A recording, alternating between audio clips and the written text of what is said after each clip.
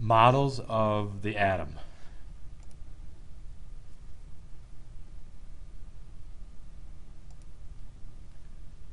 Chapter 13, Section 1. Evolution of atomic models.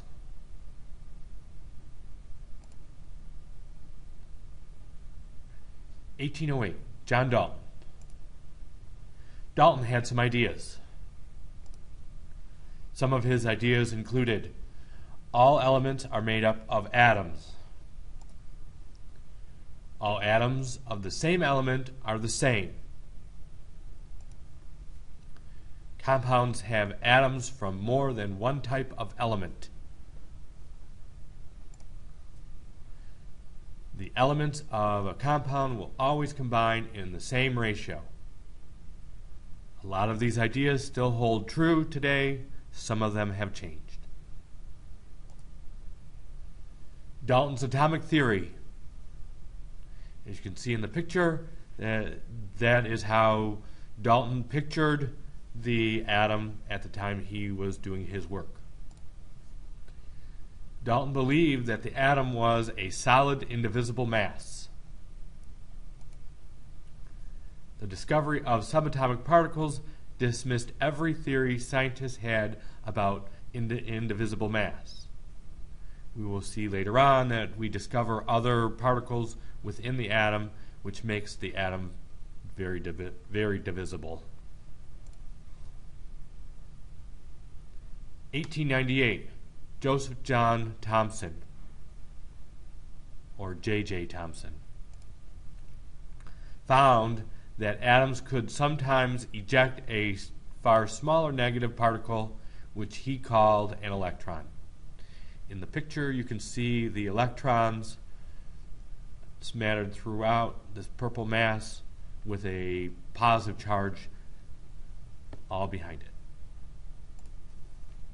Proposed a revised model of the atom based on his discovery of the electron.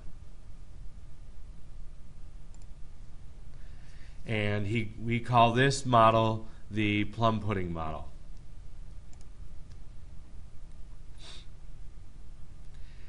(1898) J.J. Thomson. As you can see, we're starting to add particles.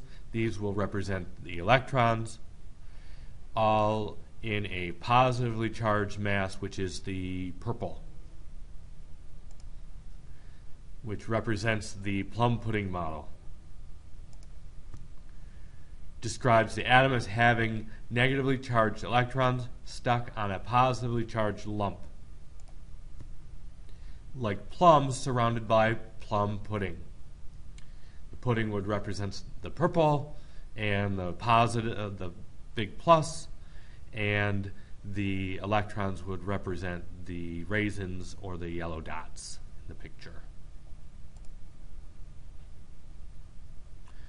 1910, Ernest Rutherford. He fired helium nuclei at a piece of gold foil, the famous gold foil experiment. Based on Thomson's discoveries, he proposed the nuclear atom in which electrons surrounded a dense atom, or dense nucleus. Later experiments proposed the nuclei of the atom was made up of the protons, which have a positive charge, and then later on neutrons, which have no charge, all surrounded by electrons which have a negative charge.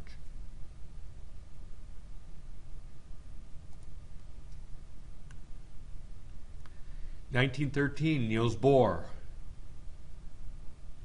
proposed the atomic planetary model.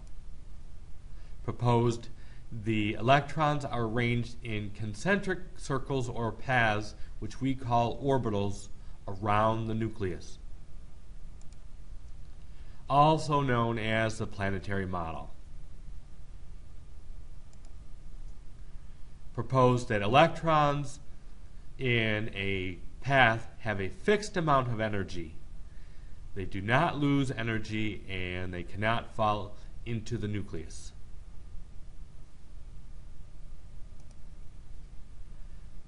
leads us to our discussion on energy levels. The staircase here represents energy levels.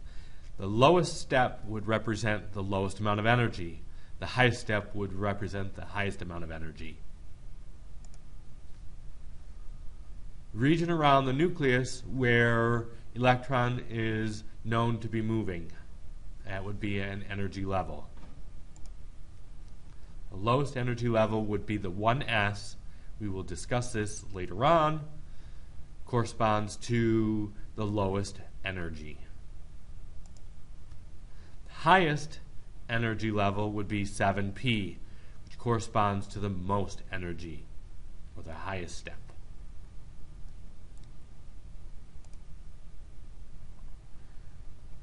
Continuing our discussion on energy levels. Electrons can jump from one energy field to another.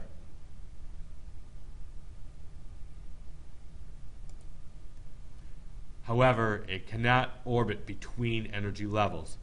And if we look at this picture here, we see that we got lower state energy electrons moving to higher state energies. They can make a single jump, or they can make a double jump, or even more. And they can also fall back further into the atom, as we can see outer energy electrons are falling into lower energy electrons. Over here we can see the jump.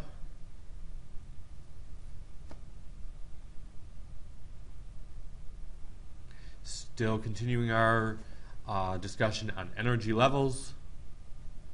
In order to move from one energy level to the next, electrons must either gain or lose the right amount of energy. Principal energy levels are 1, 2, 3, 4, and 5, and the letter N denotes the principal energy level. This energy is also known as a quantum of energy. It's the amount of energy either gained or lost.